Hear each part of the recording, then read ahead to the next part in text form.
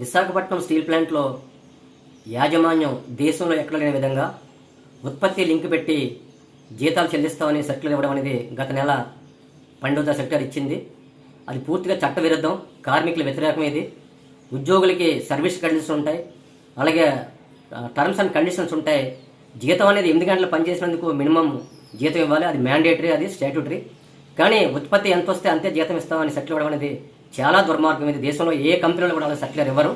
దాన్ని పూర్తిగా అన్ని కార్మిక సంఘాలు వ్యతిరేకించిన మరి నవంబరు ఉత్పత్తిని యావరేజ్ చేసి అన్ని డిపార్ట్మెంట్ 83% జీతాలు చెల్లించి దుర్మార్గమైన చర్యకి ఉక్కు యాజమాన్యం కేంద్ర ప్రభుత్వం పూనుకుంది. దాన్ని మొత్తం ఉక్కు ఉద్యోగులందరూ ఖండిస్తున్నారు. మరి దాని సందర్భంగా మేము ఆర్ఎల్సీ రీజనల్ లేబర్ కమిషనర్కి, సెంట్రల్కి కూడా ఫిర్యాదు చేయడం జరిగింది. ఆయన ఈరోజు పిలిపించారు మొత్తం యాజమాన్య యూనియన్స్ కూడా. ఈ చట్టవిరుద్ధంగా సెటిల్ తక్షణమే ఇది రద్దు చేయాలి.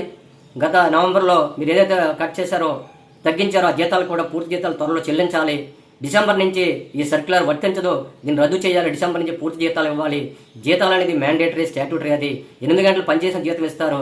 మీరు ఇంకా ప్రొడక్షన్ మీద లింక్ పెడితే మరి ఇన్సెంటివ్లు, బోనస్లు ఉంటాయి. గతంలో 75% ప్రొడక్షన్ వస్తే ఇన్సెంటివ్ ఇచ్చేవారు. సుమారు కార్మికుడికి 5,000 నుంచి 10,000 వరకు వచ్చేది. అది ఎప్పుడో తీసేశారు. ఈరోజు ఉత్పత్తి రావడానికి కారణం కేవలం యాజమాన్యం, కేంద్ర ప్రభుత్వం నిర్లక్ష్యం వల్లే రావట్లేదు.